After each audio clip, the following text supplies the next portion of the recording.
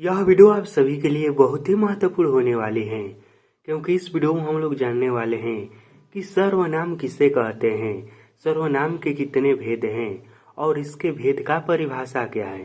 कहने का मतलब कि सर्वनाम के बारे में जितना कुछ भी आप लोगों को पढ़ना है ना, जो भी एग्जाम में पूछता है वह सब कुछ इस वीडियो में हम लोग जानने वाले हैं।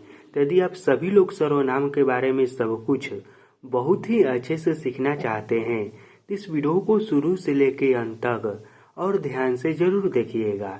यह वीडियो जैसे ही खत्म होगा ना, आप सर्वनाम के बारे में बहुत ही अच्छे से सीख जाएंगे। तो चलिए इस वीडियो को हम शुरू करते हैं। तो सबसे पहले हम यह समझ लेते हैं कि सर्वनाम को इंग्लिश में क्या कहते हैं। तो सर्वनाम को इंग्लिश में कहा जाता है प्रोनाउन। अब देखिए प्रोनाउन है क्या, तो देखिए इसका परिभाषा यह है कि सर्वनाम उस विकारी शब्द को कहते हैं। पहले मैं आप लोगों को किताब का परिभाषा समझा देता हूँ, उसके बाद मैं आप लोगों को अपना परिभाषा बताऊंगा, ठीक है। तो किताब का परिभाषा क्या है कि सर्वनाम उस विकारी शब्द को कहते हैं जो संज्ञा के स्थान पर उसके प्रतिनिधि के रूप में प्रयुक्त होता है। अब देखिए यह कहना क्या चाहता है, देखिए इसे आप आसान भाषा में इस तरह से समझ सकते हैं। देखिए कि संज्ञा के बदले में जो शब्द आता है ना, उसी को सर्वनाम कहते हैं। आपको केवल एक लाइन में इतना ही याद रखना है कि संज्ञा के बदले में आने वाले शब्द को सर्वनाम कहते हैं, ठीक। बहुत ही आसान है, आप सभी लोगों को याद भी हो गया होगा कि संज्ञा के बदले में जो शब्द आता है वही तो है सर्वनाम।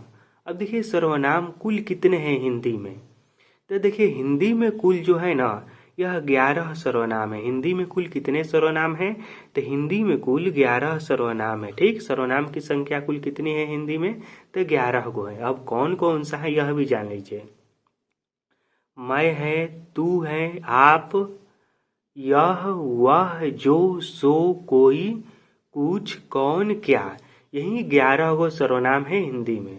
अब देखिए इन सर्वनामों का प्रयोग, अब हम सर्वनाम का प्रयोग करते क्यों हैं, सर्वनाम का क्या काम है, अब वह समझिए। देखिए तो इन सर्वनामों का प्रयोग पुनरुक्ति दोष से बचने तथा वाक्य रचना को सुंदर बनाने के लिए किया जाता है। सर्वनाम का प्रयोग क्यों करते हैं हम, तो वाक्य को सुंदर बनाने के लिए, और एक ही शब्द बार बार दोहराए न, इसलिए हम सर्वनाम का प्रयोग करते हैं, ठीक। अब हम यह समझते हैं कि सर्वनाम के आखिर कितने भेद हैं। तो देखिए सर्वनाम के मुख्य रूप से 6 भेद हैं। कितने भेद हैं, तो सर्वनाम के मुख्य रूप से 6 भेद हैं।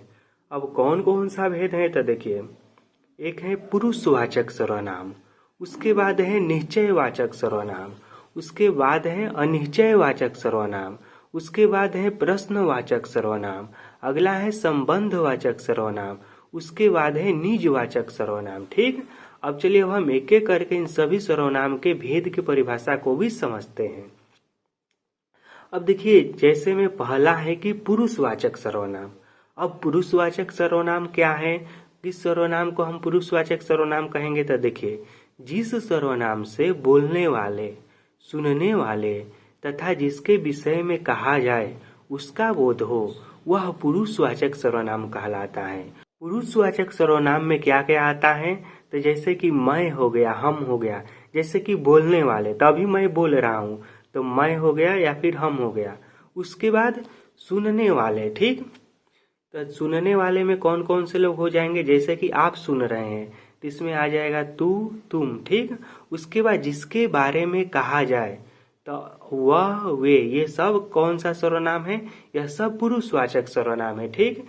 तो इसे भी आप सभी लोग बहुत ही आसानी से एक लाइन में याद कर सकते हैं कि वह सर्वनाम जिसमें बोलने वाले, सुनने वाले तथा जिसके बारे में कहा जाए उसका बोध कराता है वह पुरुषवाचक सर्वनाम होता है। और इसमें ज्यादा शब्द भी नहीं है, जैसे कि है शब्द मैं, हम, तू, तुम, वह, वे, यही तो है पुरुषवाचक सर्वनाम, ठीक। उसके बाद सर्वनाम का अगला भेद है निश्चयवाचक सर्वनाम। अब यह क्या है, तो देखिए निश्चयवाचक सर्वनाम से किसी निश्चित वस्तु का ज्ञान होता है। देखिए इसके नाम में ही इसका परिभाषा छुपा हुआ है, कह रहा है ना कि निश्चयवाचक सर्वनाम। तो जिस भी सर्वनाम से किसी निश्चित वस्तु के बारे में मालूम चले वह निश्चयवाचक सर्वनाम होगा। जैसे कि यह, वह, जब भी मैं कहूँ कि यह, जैसे कि यह कलम है, यदि मैं कह रहा हूँ कि यह कलम है, तो यह शब्द से क्या मालूम चल रहा है कि मैं इसी के बारे में कह रहा हूँ। यह निश्चयवाचक सर्वनाम है, यह किसी निश्चित वस्तु के बारे में बता रहा है।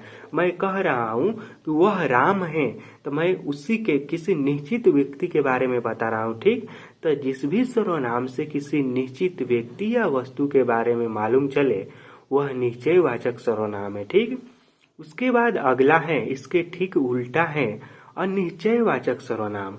अब यह क्या है तो देखिए, अनिश्चयवाचक सर्वनाम से किसी निश्चित वस्तु का ज्ञान नहीं होता है। जैसे कि मैं कहूँ कुछ, कोई, किसी, इससे किसी निश्चित व्यक्ति या वस्तु के बारे में हमें नहीं मालूम चलता है। कुछ मैं कह रहा हूँ, इससे किसी निश्चित का नहीं ना मालूम चल रहा है। जैसे कि मैं कह दूँ कुछ पेन, इससे किसी निश्चित का मालूम नहीं चल रहा है कि मैं किस पेन को कह रहा हूँ। ठीक, लेकिन मैं कहूँ कि यही कि यह पेन, तो यह निश्चयवाचक सर्वनाम हो गया। और मैं कह दूं कि कुछ पेन, तो यह क्या हो गया, अनिश्चयवाचक सर्वनाम हो गया। ठीक, उसके बाद अगला है प्रश्नवाचक सर्वनाम। इसके भी नाम में इसका परिभाषा है। देखिए, प्रश्नवाचक सर्वनाम से किसी व्यक्ति या वस्तु के विषय में प्रश्न का बोध होता है। जिस सर्वनाम से किसी प्रश्न का बोध हो उसे ही प्रश्नवाचक सर्वनाम कहते हैं। जैसे कि कौन, किसे, क्या, यह सब कौन सा शब्द है, यह सब प्रश्नवाचक शब्द हैं। और जिस भी सर्वनाम में प्रश्नवाचक शब्द आ जाए, कौन, क्या, किसे, यह सब आ जाए, वह प्रश्नवाचक सर्वनाम होगा। उसके बाद अगला है संबंधवाचक सर्वनाम। यह क्या है तो देखिए, संबंधवाचक सर्वनाम से किसी संज्ञा या सर्वनाम के संबंध का ज्ञान होता है। तो जिस भी सर्वनाम से किसी संज्ञा या सर्वनाम के बारे में संबंध का मालूम चले वह कौन सा सर्वनाम होगा, वह होगा संबंधवाचक सर्वनाम। जैसे कि जो, सो, जिस, जिनका, तिनका, यह सब कौन सा सर्वनाम है, यह सब संबंधवाचक सर्वनाम है। उसके बाद अगला है निजवाचक सर्वनाम।